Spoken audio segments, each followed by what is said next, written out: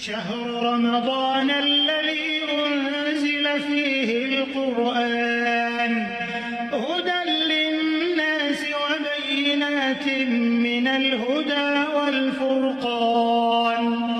اعوذ باللہ من الشیطان الرجیم، بسم اللہ الرحمن الرحیم، الحمدللہ والصلاة والسلام علی رسول اللہ وآل رسول اللہ واللعنۃ الدائمہ علی اعدائہم اعداء اللہ، اما بعد فقد قال اللہ تبارک وتعالی فی کتابہ المجید وفرقانہ الحمید وقولہ الحق وقال ربکم ادعونی استجب لکم ان الذین یستکبرون عن عبادتی سیدخلون جہنم داخرین۔ سب سے پہلے آپ تمام حاضرین اور ناظرین کی خدمت میں السلام علیکم۔ اس کے بعد ماہ مبارک رمضان کے شروع کی یہ جو فضیلت ہمیں اور سعادت نصیب ہوئی کہ اللہ تبارک تعالیٰ نے ایک بار پھر زندگی میں یہ موقع دیا کہ ہم ماہ مبارک رمضان اسے پا سکیں، اور یہ دعا بھی ہے کہ اسے آخر تک پا سکیں۔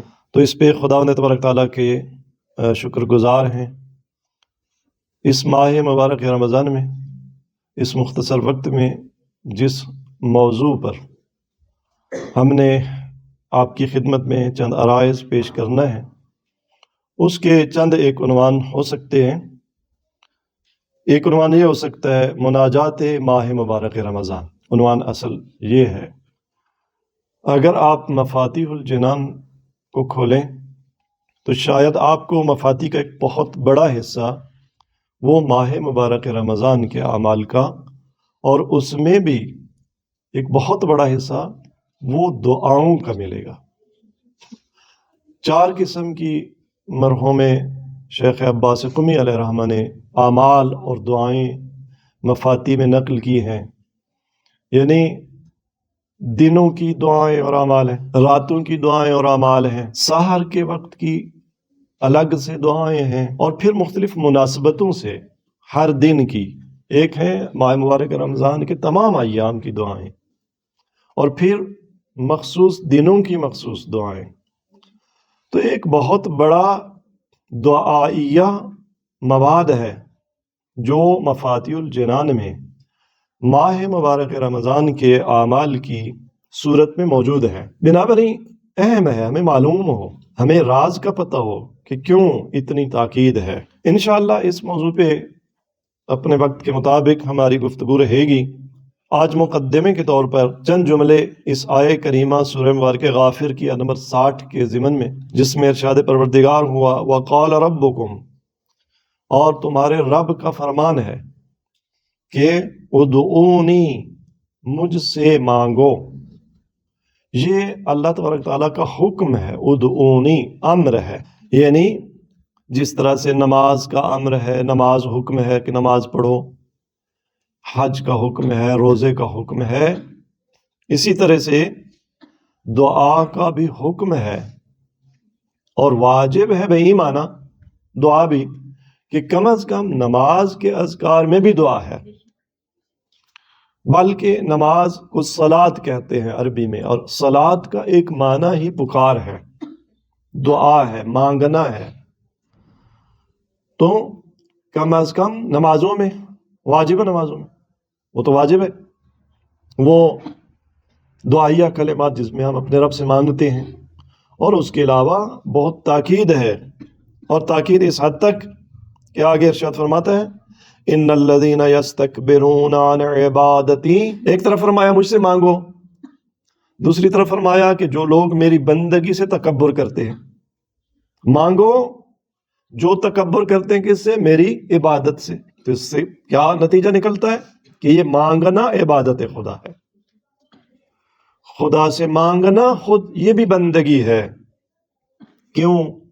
مطلب بندے ہی تو مانگتے ہیں نا اپنے مولا سے، غلام ہی تو اپنے آقا سے مانگتے ہیں، جو نہ مانگے تو کیا مطلب؟ مولا نہیں سمجھتا، آقا نہیں سمجھتا، میں کیوں مانگوں، اس سے مانگوں۔ ہم اپنی روزمرہ زندگی میں بہت سارے لوگوں سے نہیں مانگتے، آر سمجھتے ہیں۔ کیوں؟ اس لیے اسے اپنا مولا نہیں سمجھتے، اسے اپنا آقا نہیں سمجھتے، اسے اپنے برابر سمجھتے ہیں، اپنے آپ سے گھٹیا سمجھتے ہیں، میں اس سے مانگوں۔ تکبر مانگنے سے کب آتا ہے؟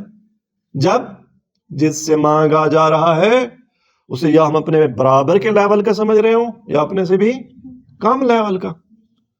لیکن ماں سے مانگتے ہوئے کبھی آر محسوس ہوئی؟ باپ سے مانگتے ہوئے جسے ہم اپنے آپ سے برتر سمجھتے ہیں. لوگ رہبر سے مانگتے ہیں، اپنا چفیہ دے دیں، اپنی انگوٹھی دے دیں، اپنی ابا دے دیں، اور اس مانگنے کو فخر سمجھتے ہیں. کیوں؟ وہ ہستی بلندر ہے، اسے اعتراف ہے کہ میں اس سے مانگوں یہ مجھے دیں. تو سب سے برتر کون ہے؟ خدا. لہذا خدا نے حکم دیا مجھ سے مانگو، استجب لکم، میں تمہاری دعا پوری کروں گا.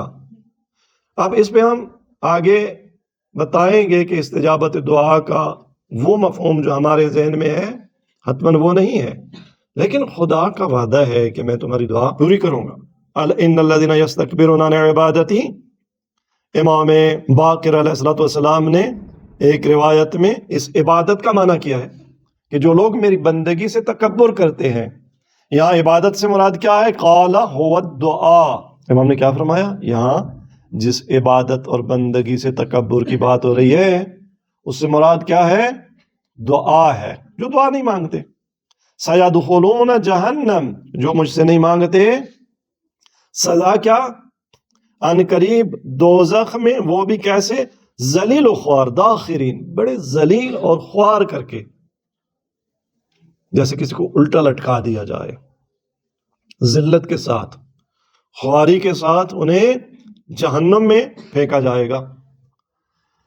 بنابری عبادات میں سے ایک اہم عبادت اور ماہ مبارک رمضان کی عبادات میں سے ایک اہم عبادت وہ دعا ہے. ویسے بھی دعا کے بارے میں سرکار رسالت میں آپ صلی اللہ علیہ وسلم نے ارشاد فرمایا افضل العبادات الدعا، افضل ترین عبادت دعا ہے. آپ کہیں گے آغا ہم نے تو آج تک سنا تھا کہ افضل ترین عبادت نماز ہے، تو میں نے پہلے عرض کر دیا کہ نماز میں بھی دعا ہے، نماز میں بھی ہم مانگتے ہیں، تو کوئی فرق نہیں پڑتا. حضرت امیر المومنین علی بن ابی طالب علیہ السلام نے ارشاد فرمایا احب الاعمال الی اللہ فی الارض الدعاء، زمین میں اللہ تبارک تعالیٰ کو پسندیدہ ترین عمل کیا ہے بندوں کا؟ وہ دعا ہے. اور خود حضرت امیر کی ایک صفت جو روایات میں آئی ہے وَكَانَ امیر المومنین علیہ السلام رَجُلًا دعاء، امیر المومنین حضرت علی بن ابی طالب علیہ السلام بہت زیادہ دعا مانگنے والے شخص تھے. حضرت امیر سے دعائے کومیل ہم جو ہر ہفتے پڑھتے ہیں، بڑی طولانی دعائیں، سحر کے وقت کی دعائیں، مولا سے مختلف ایام کی دعائیں، مختلف اوقات کی دعائیں. تو حضرت امیر علیہ السلام کیا تھے؟ وہ رجل دعا تھے، بہت زیادہ دعا کرنے والے تھے. اب اس موضوع پر ہم زیادہ گفتگو نہیں کریں گے کیونکہ اس پہ ہم پوری تفصیل سے دعا کی اہمیت، اس کی ضرورت پہ ہمارے چینل پہ لیکچرز موجود ہیں، وہ لنک فراہم کر دیا جائے گا. تو سب سے اہم نکتہ جو آج ہم نے سیکھا وہ یہ کہ دعا واجب ہے کم از کم نماز کی حد تک.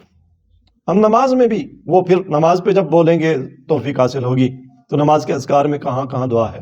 ہم ایاک نعبد و ایاک نستعین، حمد کے بغیر، سورہ الحمد کے بغیر کوئی نماز نہیں ہے. کیونکہ روایات اور فقہی مسئلہ ہے لا صلاۃ الا بفاتحۃ الکتاب، نہ فاتحۃ الکتاب سورہ حمد کا نام ہے دوسرا، فاتحۃ الکتاب کے بغیر کوئی نماز نہیں ہے. اور اس الحمد کی روح، اس کی جان، اس کا مرکز، اس کا محور کیا ہے؟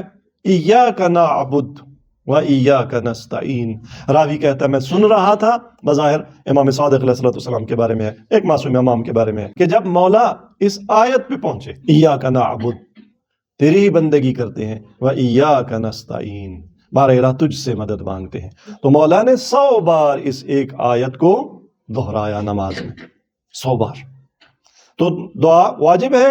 اور پھر اتنی دعائیں جو ائمہ سے نقل ہوئیں، بھلا دعائے کمیل میں جناب کمیل ان کے پاس کوئی وقت اضافی تھا کہ بیٹھے تھے حضرت امیر کی خدمت میں کہ میں حضرت امیر دعا پڑھیں، اور میں اس وقت تو پتہ نہیں قلم کتاب بھی تھا یا نہیں. دعائے ابو حمزہ سمالی، دعائے افتتاح، اتنی لمبی لمبی دعائیں، دعائے عرفہ، جن پہ 2 گھنٹے ہمارے لگ جاتے ہیں. یہ ائمہ نے ایسے ہی تعلیم دی یا نہیں؟ ہمارے لیے تعلیم دی کہ ہم پڑھیں، ہم ان کے مضامین سے آگاہ ہوں. یہ خاص اہتمام ہے جو ائمہ طاہرین نے خاص. وہ دعا ویسے انسان تنہائی میں مانگتا ہے. حضرت امیر رات کی تنہائیوں میں دعا مانگتے تھے، بھلا کسی کو سنانے کے لیے دعا ہوتی تھی؟ لیکن پھر کیسے نقل ہو گئیں؟ اس لیے کہ باوجود اس کے کہ یہ عبد اور معبود کا آپس کا ایک رابطہ تھا، مناجات تھی، خصوصی بات تھی، لیکن آئمہ نے پھر بھی اپنے راویوں کو اس میں داخل کیا کہ آؤ سنو، لکھو، یاد کرو، کیا ہمارے شیعوں تک پہنچاؤ، تاکہ وہ بھی پھر انہی الفاظ کے ساتھ، ہمیں کیا پتا کہ ہم نے اپنے رب سے بات کرنی کیسے ہے، کہنی کیسے ہے، لب و لہجہ کیا ہونا چاہیے، الفاظ کیا ہونے چاہیے، کس طرح سے مانگنا ہے، تو انہوں نے سکھا دیا۔ ماہ مبارک رمضان آ جائے، اے ہماری کنیزوں، اے ہمارے غلاموں، یہ مفاتیح اٹھا لینا، اقبال الاعمال اٹھا لینا، وظائف الابرار اٹھا لینا، تحفۃ العوام اٹھا لینا، اور عدیہ کی دعاؤں کی کتابیں اٹھا لینا، مصلی عبادت پر بیٹھ جانا۔ ہم تمہیں بتاتے ہیں کہ اپنے رب کے ساتھ مناجات کیسے کرنی ہے، کن الفاظ میں مناجات کرنی ہے۔ تو وہ الفاظ، وہ مناجات انشاءاللہ ان کے مضامین پر ہم اس ماہ مبارک رمضان میں گفتگو کریں گے۔ خداوند تبارک تعالیٰ سے یہ توفیق طلب کرتے ہیں کہ ہمیں وہ بہترین توفیق عطا کرے کہ ہم یہ عبادت انجام دے پائیں۔ والسلام علیکم ورحمۃ اللہ وبرکاتہ۔